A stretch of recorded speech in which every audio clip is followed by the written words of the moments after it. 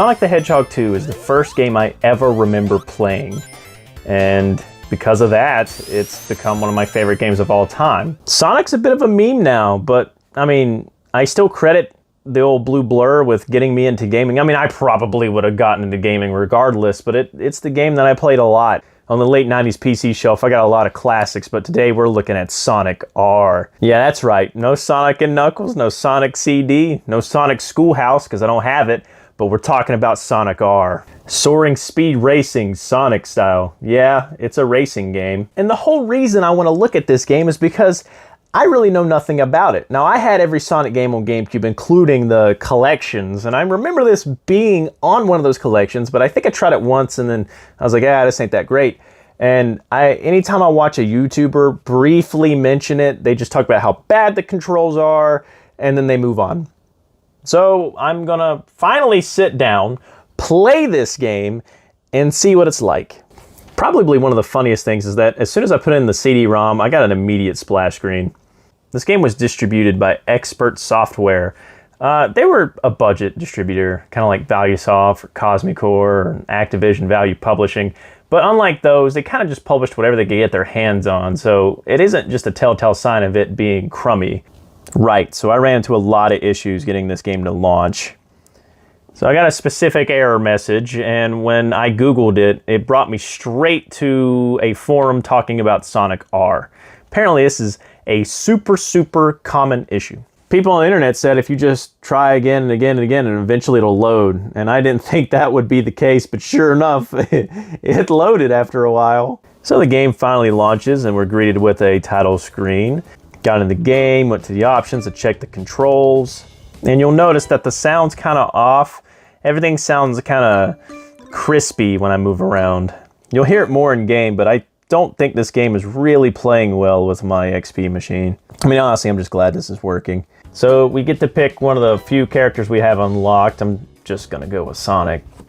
And then we have, like, no levels. This is really not a lot of content. I mean, this game came out in 1997. Mario Kart 64 came out in 96, and there's plenty of more tracks. But once I get in game, I think I understood right away why there was less tracks. Look how intense this is. There's like alternate paths you can take, and there's a lot of secrets on each level. Like you can find Chaos Emeralds and special doors that lead you to get tokens and stuff. There's a lot of exploration to be had. And I just think all this stuff meant it took up more space, more development time, so they weren't able to do as many tracks. Which is unfortunate because, you know, you're going to get sick of these tracks after a while. You're going to see them over and over again. I mean, there's only 4, 5 once you unlock the last one, so, yeah, there's not a lot here. But the graphics are, I don't know. I'm kind of torn on the graphics. I think it looks great, but Mario Kart looks better in my opinion. I don't know. I think they're okay. There's certain spots where the graphical infidelities really shine, and then there's other spots where I think it looks just, you know, it's okay. I mean, okay. So I'm very torn on this. I think the graphics are good and bad, and sometimes really ugly.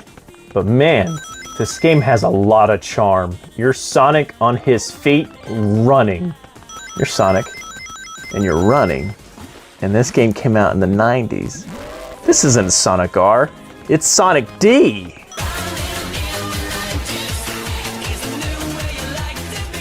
Speaking of Initial D and its funny but catchy music, Sonic R actually has a great original soundtrack.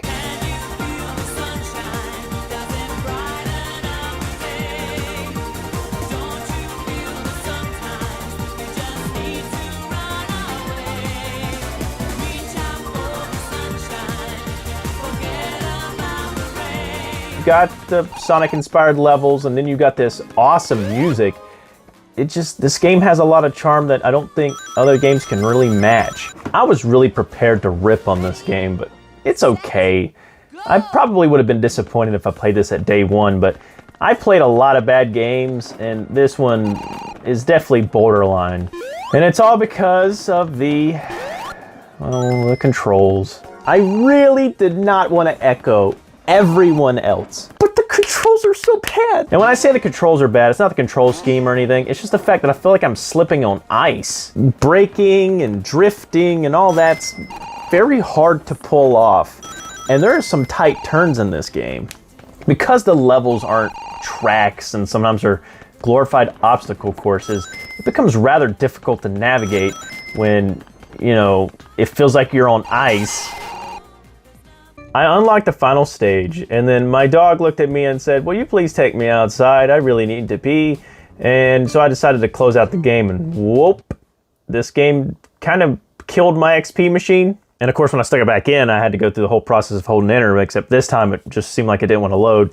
So we're gonna look at someone else's video, and thank you to whoever's video I show. You'll see underneath the video. I'm not sure which one yet. But yeah, here you go. This is the final stage. It's their version of Rainbow Road. But the insane thing is that my footage of Sonic R is 46 minutes long. And that is with the technical difficulties and occasionally messing around with some options and just making sure that Elgato was recording. 46 minutes, and I got to the final stage. Let's be generous and said that it would take me whatever the remaining amount of time is to finish the game and say that it took me a full hour to see all the tracks. That's not good. I don't know, Sonic R. You seem fine, but compared to your competitors, this is one of the weaker racing games. You'd really have to be a Sonic fan to really appreciate this for what it is, and I think that's why I kind of enjoyed playing it so much. It's got a lot of charm, and there's a lot of things to find.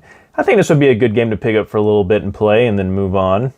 At least my curiosity has been satisfied. I finally got to sit down and play Sonic R. I'm Elijah Moon Blackwell with late 90s PC gaming, and I'm gonna go listen to the soundtrack a little bit. It's pretty awesome.